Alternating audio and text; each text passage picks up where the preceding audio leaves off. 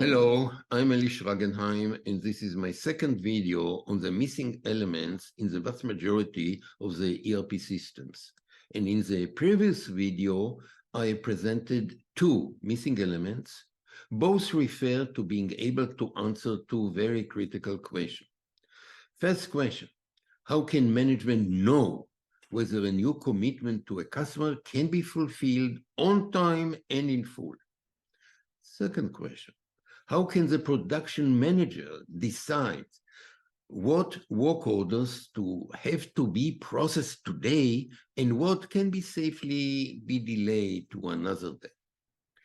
Let me now reveal four key insights and the underlying rationale that let us generate very good answers to the above question. First insight, only very few resources, usually just one, truly limits the total output from operations. And the rationale is when several resources, certainly not many resources, that interact with each other and often reach the limit of their capacity, then very small disruptions causes a domino effect due to their interaction with each other, causing chaos in the delivery performance to the level that no client can live with it. As this situation is truly intolerable, the only remedy is that the vast majority of the resources have enough excess capacity at all times, which provides the necessary flexibility to deal with the disruption. This still does not ensure excellent delivery performance, but it limits the negative impact, so the usual delays are not all that chaotic. When this insight is fully understood and the identity of the weakest link is known, then focusing on proper utilization of that resource ensures a smooth flow of all work orders. Second insight, introducing visible buffers into every plan. And here the idea is to protect every single commitment made to the market. For this, we have to use extra time, sometimes extra stock and even extra capacity to what is required on average.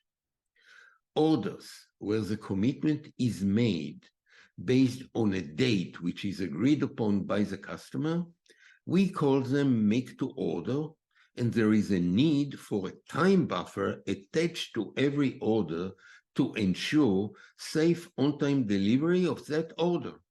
And in manufacturing, we need the net processing time of an order is a very small fraction of the actually production lead time. The time buffer we use actually covers the whole production lead time. This is, by the way, only in manufacturing.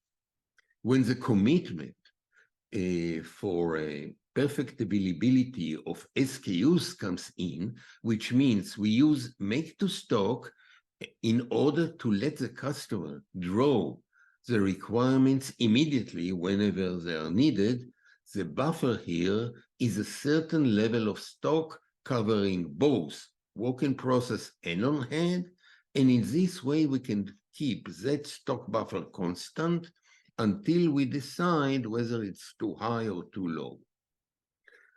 Third insight, monitoring the state of the buffers, and this creates a very effective priority scheme.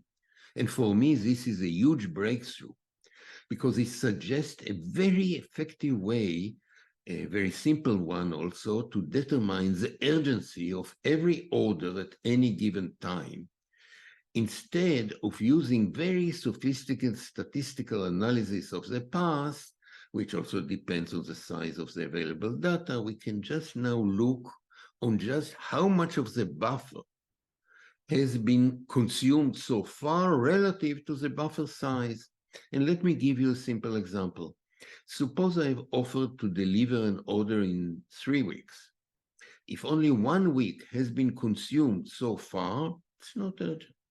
But if we have only 3 days until we need to deliver, this 3 weeks normally order is definitely very urgent. The basic idea to be implemented within the ERP is to divide the buffer into 3 zones: green, yellow, and red, and the meaning of the colors start to be pretty obvious, because any work order that goes into the red status should get top priority. And the production manager might even consider expediting steps to meet this particular commitment. From the production management perspective, a page with a list of all the red orders is very critical in order to guide the focus for managing the production. There is another benefit from monitoring the buffers. The overall stability of the system is reflected by the number of how much red orders you have at any given time. The troubling situation is when too much sales in itself is a good thing, right? But it overloads the weakest link. And it is enough that just one resource does not have enough capacity and the whole performance goes down. But now there is a signal before this happens. And when such a threat is near, the number of red orders goes up dramatically, give us really the warning before it truly happens. And this brings me to the fourth insight.